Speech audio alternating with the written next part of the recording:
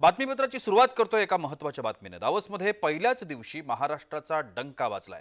तब्बल 5 लाख कोटींची विक्रमी गुंतवणूक झाली आहे आणि ही विक्रमी गुंतवणूक आणण्यात मुख्यमंत्री देवेंद्र फडणवीस सरकारला यश आलंय। दावोस या ठिकाणी सुरू असलेल्या वर्ल्ड इकॉनॉमिक फोरमच्या माध्यमातून महाराष्ट्रामध्ये गुंतवणुकीसाठी पहिला सामंजस्य करार गडचिरोलीमध्ये पोलाद उद्योगासाठी झालाय। मुख्यमंत्री देवेंद्र फडणवीस यांच्या नेतृत्वाखाली दावोस या ठिकाणी महाराष्ट्र दालनात तब्बल 5 लाख कोटी रुपयांची विक्रमी गुंतवणूक आली आहे। महायुती सरकारचं हे सर्वात मोठं यश मानलं जात आहे। एक मोठा एमओयू महाराष्ट्र सरकारने केलेला आहे। जवळपास 3 लाख कोटी रुपयाची इन्व्हेस्टमेंट आहे, ज्याच्यामध्ये वेगवेगळे सेक्टर्स आहेत। विशेषतः गडचिरोलीला स्टील प्लांट असेल किंवा कंप्लीट सोलर इंटिग्रेशन मेकॅनिझम असेल किंवा ईव्ही चा प्लांट असेल, छत्रपती संभाजीनगरला, नागपूरला सोलार असेल, अशा वेगवेगळ्या पोर्टफोलिओजमध्ये एक मोठी इन्व्हेस्टमेंट या ठिकाणी JSW ग्रुपने केलेली आहे।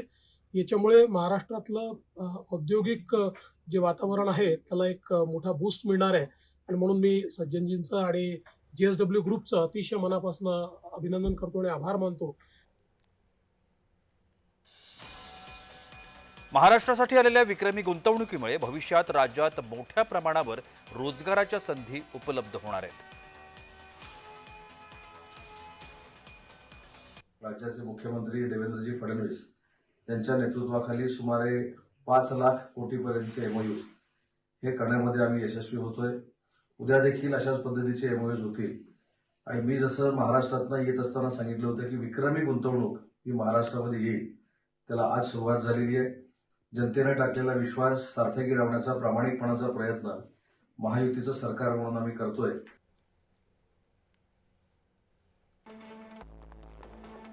दरम्यान हे महत्त्वाचे करार काय आहेत आपण बघूया। कल्याणी समूहाकडून 5200 कोटी रुपयांचा करार करण्यात आलेला आहे। रिलायन्स इन्फ्राकडून 16,500 कोटींचा करार झालेला आहे। बालासोर एलॉयकडून 17,000 कोटी रुपयांचा करार झालाय। त्याचबरोबर विराज प्रोफाइल्सकडून 12,000 कोटींची गुंतवणूक झाली आहे। एबी इनबीव्हकडून 750 कोटींची गुंतवणूक झाली आहे।